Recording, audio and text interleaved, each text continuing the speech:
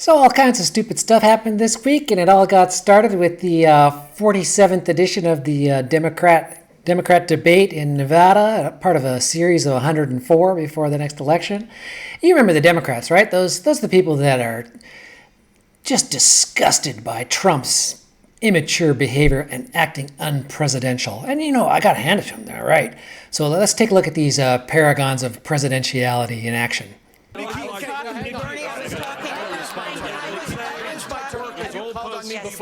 would like, Senator Sanders, we would like to bring Mr. Steyer in. Can I respond? Doing nothing is what will happen. Senator Sanders, you're allowed a quick response, and we would like to allow you. When they say that they don't want to be out there defending Senator Sanders. Thank you, Mayor.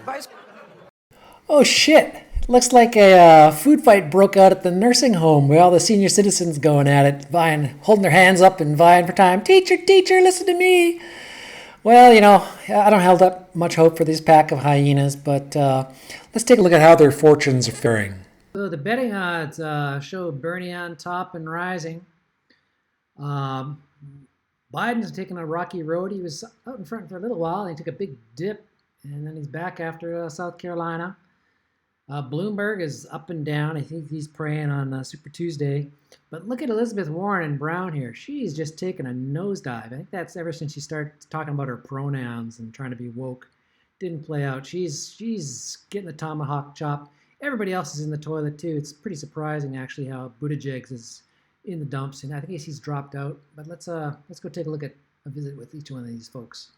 Steyer, the billionaire that no one gives a crap about, had a fundraiser, a promo to try to get the black vote in South Carolina. He was up on stage with a rapper doing his dance moves. And we're used to seeing these politicians doing their shitty little dances. But I have to tell you what, Steyer wasn't half bad. If this election was going to come down to like a Dancing with the Stars, I think he'd be the favorite. But, I'll give him props for trying. Let's take a look at his moves.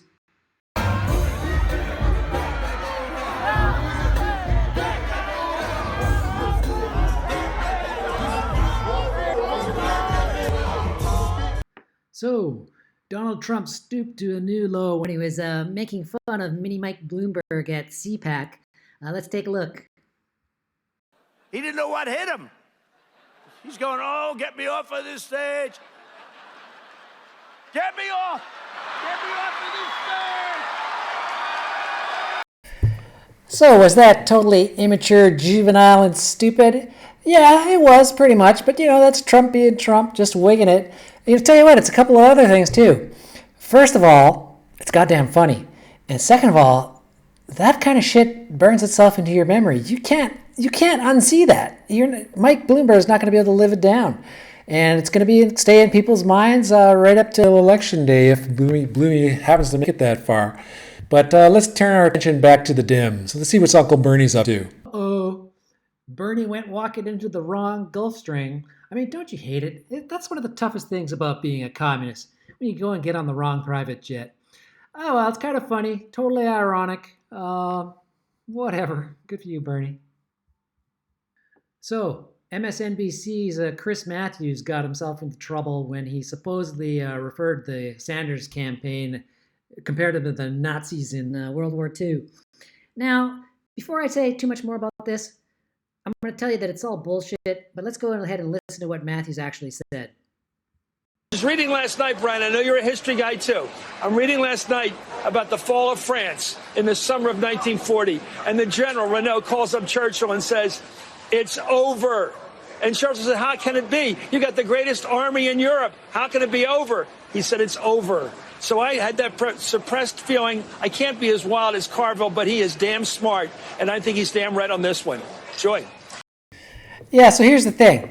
Even though Bernie played the part of the Nazis in that metaphor, Matthews wasn't comparing Bernie to them. He was doing something far, far more diabolical and evil.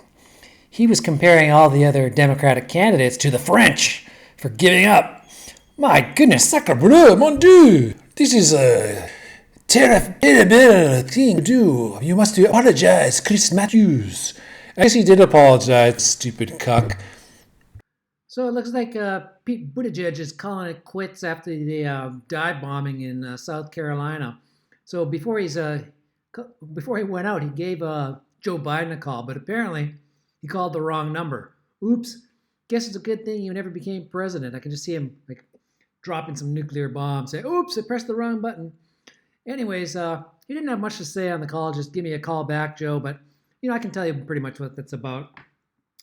Buttigieg's got a couple of delegates, and he's going to be willing to trade them to Biden so that Biden can beat Bernie and in exchange for giving Buttigieg something. So if Biden grabs the lead, you can probably expect to see Buttigieg get named as the VP on his ticket. We'll see what happens, though. So never mind the politics. This Week in Stupid is all about coronavirus. Everyone's losing their freaking minds. There's a couple of different takes on this thing, of course. Scenario A is half the Earth's population gets infected, 20 or 30 million people die, and I don't know, Dustin Hoffman makes a pandemic movie about it later on and gets the Academy Award. Scenario 2 is several thousand people get infected. Oh, maybe a million, maybe a couple million get infected. 100,000 show symptoms. A couple dozen die, maybe 1,000. Warmer weather comes, the thing fades away, just like SARS. And, scenario M for something in the middle. And, the fact of the matter is nobody really knows. But that doesn't stop people from losing their minds, especially in the alarmist camp. There's some people, they just love a good disaster. They can't let it go. And making fun of everyone who's playing it down, driving around with their little mask. I know my girlfriend's making me wear a mask too. I'm like, whatever. But let's have a look at a couple of the news items. Apparently, 40% of beer drinkers won't buy Corona beer due to the coronavirus. I mean, I don't know what to tell you. This is just more evidence that democracy is a terrible idea. These people vote. I've been seeing a bunch of stuff like this, pointing the finger at Trump for doing nothing or doing bad things or whatever. In this particular story says that Trump fired the government's entire pandemic response chain of command, including the White House management infrastructure. Yeah, you know what? Big deal. What do you got? You got 3 or 4 cases in the whole U.S.? What is this whole chain of command going to do? Make a bunch of phone calls to each other? Just calm down, Skippy. Trump's out there making press conferences, which is about as much as he can do. What do you want him to do? Fly around in a helicopter throwing out little masks? Give me a break. Now this might be fake news. I'm not sure. Apparently there's a couple of tweets from Senator Chuck Schumer. One on the 24th where he said, "We've seen no sign that President Trump has any plan or urgency to deal with the spread of the coronavirus. We need real leadership and we need it fast." Presumably from Chuck Schumer. But the joke here was that a couple of weeks prior, Schumer apparently made a tweet that said the premature travel ban that Trump enacted was just a form of his ongoing racism, blah, blah, blah. Now, whether or not Schumer made this previous tweet is a point of contention. Facebook apparently fact-checked this and says it's false, that Schumer never made the tweet and he never deleted it, which is what a number of other places are reporting. Did he or didn't he? And how did the fact checkers check this? What do they do? Call up Chuck Schumer and ask him if he ever tweeted it? And when he says no, then they say, well, consider it done. I don't know. I don't know what the methodology is. I don't know if he made it or not. It's kind of funny. Yes, how quickly we forget. All these people yapping and moaning about Trump's not doing anything. He's got to be more serious. He's got to be more like Obama. Oh, wait. Obama waited until millions were infected and 1,000 people dead before declaring H1N1 a national emergency, which it turned out to not really be, just like this one's going to not really be. But meanwhile, the same moaners, I don't want to hear it. You seem to be on and off about very selective times. Meanwhile, in San Francisco, Brainiac Central, the mayors declared a local emergency amid the coronavirus outbreak. And how many people are infected in this outbreak in San Francisco? 0. Yeah, that's a real emergency, Skippy. Wow, you're really on it. So you know what actually happens in this kind of emergency? I mean, obviously there's no one to even treat. I mean, they can go around and give people tests. But basically what it is, it's a big handout. You're hiring people to do tests or buy masks or distribute masks or make phone calls. And it's just a money distribution plan, basically what it is. Have fun with that. Well, I'll tell you what, this coronavirus, beyond just being a potential health threat, it's also wreaking havoc with the economic stuff, especially the stock market, which hit me pretty hard last week. But, it'll come and go. But the good news is I'm finding other ways to make money off of this. A fellow I know who's quite alarmist about nearly everything, and he noted that New York City has a shortage of hospital beds with IVs should this pandemic break out. And so he bet me 500 baht, which it isn't much, maybe like $30, that within the next 2 months, there'll be a shortage of hospital beds and IVs in New York. This is money in the bank. So one of two things are going to happen. Either I'm going to get 500 baht in a couple months, or I'll be back making a video on how stupid I am. But if you want to get in on this action, let me know. Send me a message. Plenty more money to go around. And now for a roundup of random stupidity from around the interweb. It seems like a MSNBC host suggested that the FBI have a new plan for fighting crime. Yeah, they're going to radicalize young white men online, give them resources for explosives, and then arrest them. Oh, great. Yeah, that's the way we can equalize the crime statistics. What else we got? Oh, somebody whining about socialism bitching of the past. The funny thing is here is that these Social Security and Medicare, which are, now for what it's worth, they're permanently ingrained. But, a large source of our problems was that these things were ever put in place. You talk about deficit spending, because I know everyone cares about deficits now that Trump's running up a big deficit. But, these didn't happen. Things could be different. Oh, here's a good one. So I posted this on the Facebook. It's a joke about Bernie Sanders, who had been praising Fidel Castro last week over his literacy program. So somebody did a satire of Bernie praising slave owners for free housing programs. It's obviously a joke. But some brain surgeon here said, I had to point it out, Babylon Bee is a fake site like The Onion. Not sure why it's being shared. Oh, you're not sure? Well, let me clue you in, Einstein. It's called a joke. It's called humor, something you apparently do not have. Like all you shrieking little pansies over on Team D. What else we got here? Oh yeah, wise man here posting an update on the racial wealth gap numbers. Well, this is actually kind of a serious thing, but serious because so many smart people are so stupid about it. The fact of the matter is that this is never going to change. It's the way it is. Get used to it. The fact of the matter is that there are inherent differences between racial groups that cannot be fixed by having changing laws or having one more diversity course or having hugs or going down to the coffee shop with your interracial friends or whatever. The group averages are just different. That's the way it is. Look into the science and you'll hear that it's true. And you can hate on me all you want, but that is the way it is. There's no way that the average income and savings habits of Somalis are ever going to be the same as Germans. There's no way that the Australian Aborigines are ever going to catch up to the Japanese Americans. It ain't going to happen. Don't hold your breath. Stop whining about it on Facebook in an attempt to virtue signal how good and kind you are. It just ain't going to happen, Nancy.